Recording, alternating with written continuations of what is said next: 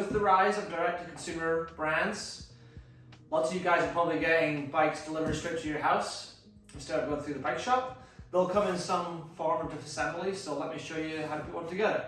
I just got my new bike, it's a Giant Brain E, and there'll be some small changes brand to brand, but pretty similar, and so let's get cracking.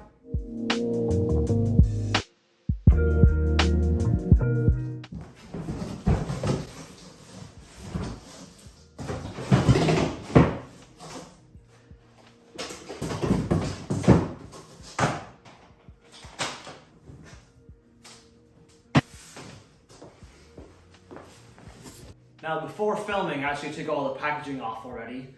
Most bikes, this is a good example, will come with front wheel off, handlebars off. This one also came with the seat post out, which is pretty common. So I just stuck the seat post in, just bare, no grease or anything like that, because we're gonna take it out. I'm just using it right now just so we can put everything else together. So first step I'm gonna do is I'm gonna put the handlebar on, I'm gonna start the stem out as it's too low. Then I'm going to take the rear wheel off, and this needs to be set up tubeless. We've also set up the brakes and set up the gears, put the saddle on, and then route the dropper to the right height, and then ready to ride. So let's start at the front end here first. Raise the stem up. So loosen that guy. I'm going to hold the fork with my hand so when I undo this it doesn't fall out.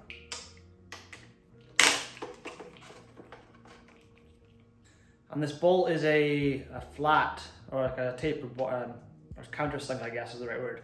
So I'm going to put some grease on the countersink side once I put this back on.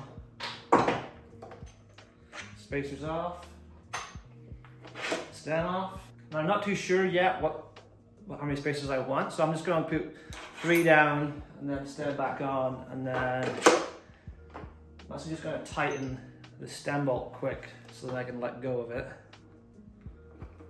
So I just put some grease on the stem bolt, on the threads, and on the head. Put those 2 on.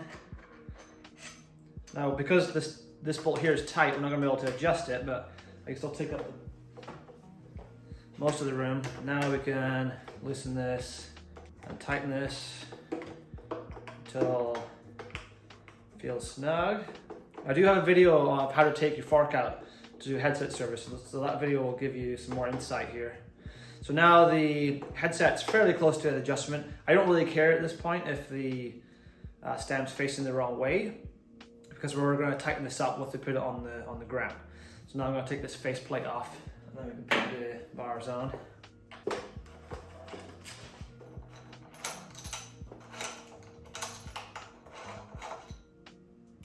Now these are just aluminum bars, so we don't need to put any special compound there, any carbon grip. This bars will handle it fine, the torque of the bars fine. Put those on.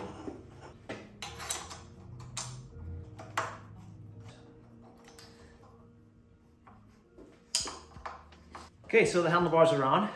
You may have seen in other videos, bike build videos, mechanics tightening, torquing the stem bolts and the handlebar bolts here right now. It's completely pointless to do that. Because there's no way we can know the setup. So I like to just leave everything loose, and then at the final check over it, then we torque everything in one go. That way we don't miss anything and we don't waste time by torquing stuff now and then having to readjust it later. So handlebars are on. Now let's take the wheel off, rear wheel off. So to install the battery, we just unclip the top here, remove the plastic cover. The battery has a small notch here which goes down, and that like that, together. This one's actually paired already, so this is a pairing button. You can just press it there. And you just basically hold that pairing button with the one on the shifter, and then just wait 30 seconds and it should pair. So now if I click the shifter, it's going to go all the way down.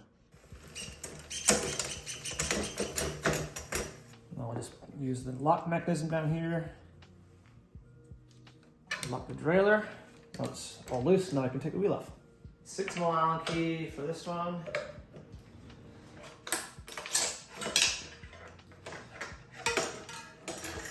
we go. Important to take the rear wheel off because all these components are all super dry. So you want to grease everything up so that you don't get any seizing or binding up later. So that's that off.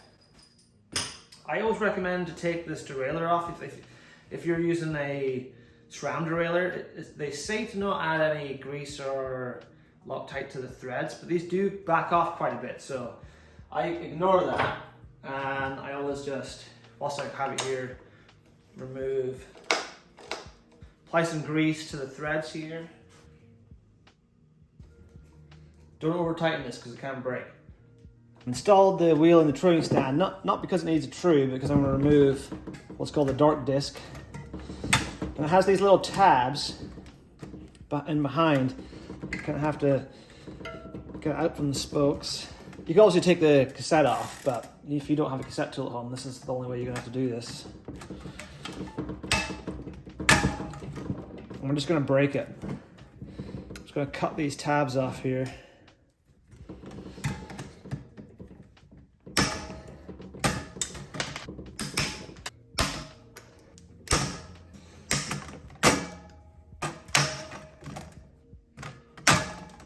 So if you hadn't cut those tabs off, once we cut through, it may have just, I'll guarantee it'll get caught on the other spokes and you'll be fighting yourself. So just take the time and just cut the tabs off, and then when you break it, you cut it in half, you can just pull it right down, and then you can throw it at your neighbors or whatever.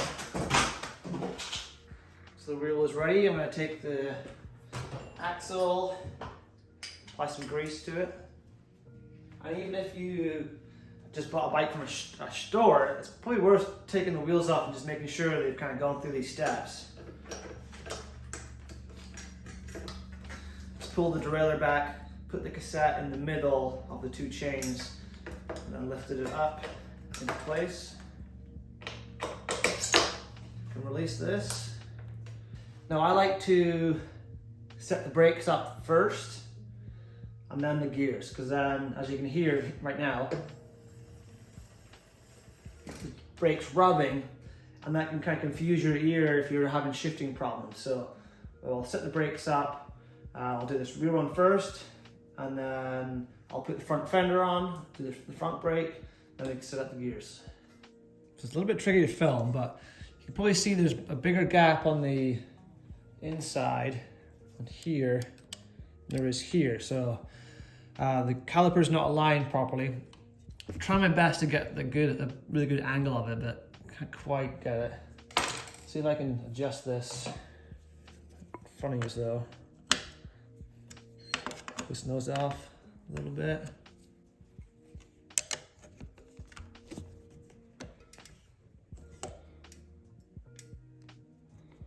I'm just visually looking through the brake caliper and aligning it. Spin it backwards and see if you're good.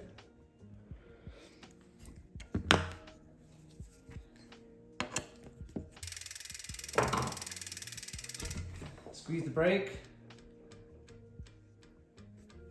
Spin the wheel.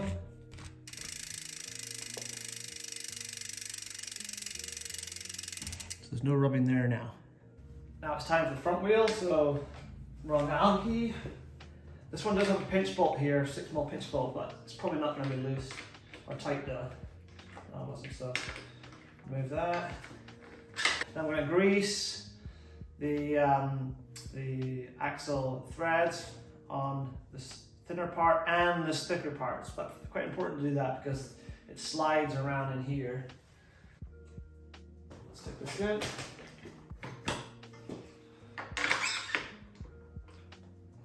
Tighten that. Now, if I push this, you can see the fork leg moves.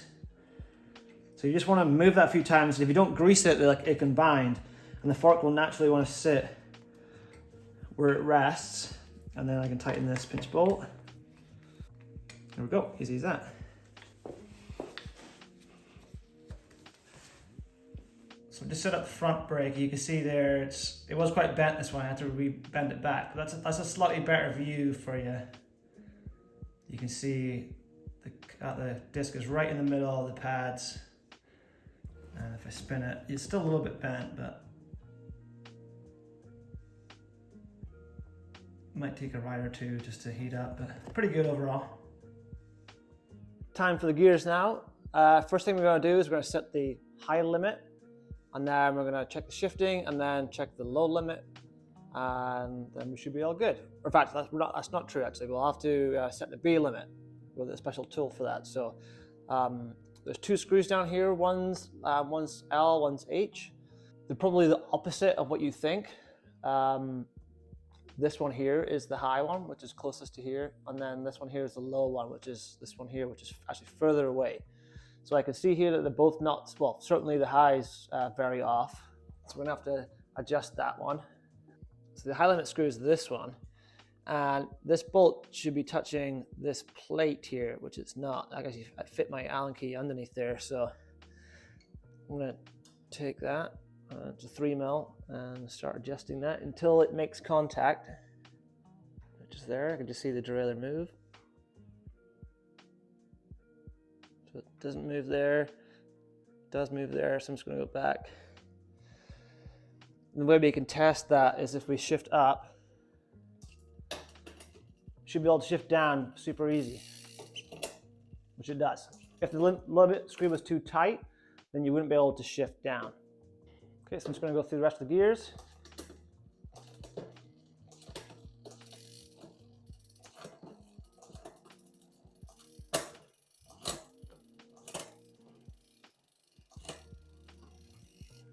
And now I can push the derailleur and see if just slowly, see if the chain comes off the back side. This one's actually set pretty good already.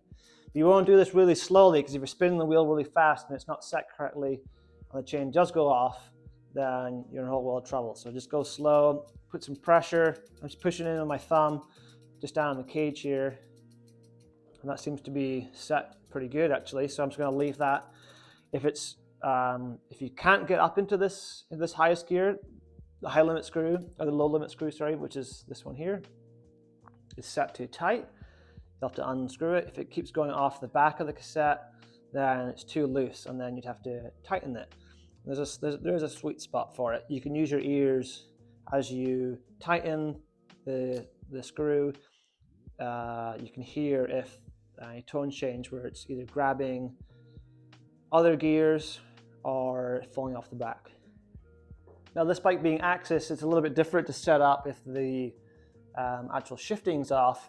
What you have to do is hold in the button on the lever until it starts blinking, and then you can use the paddles to micro adjust the derailleur throughout the whole range. Just kind of like a barrel adjuster on a standard bike.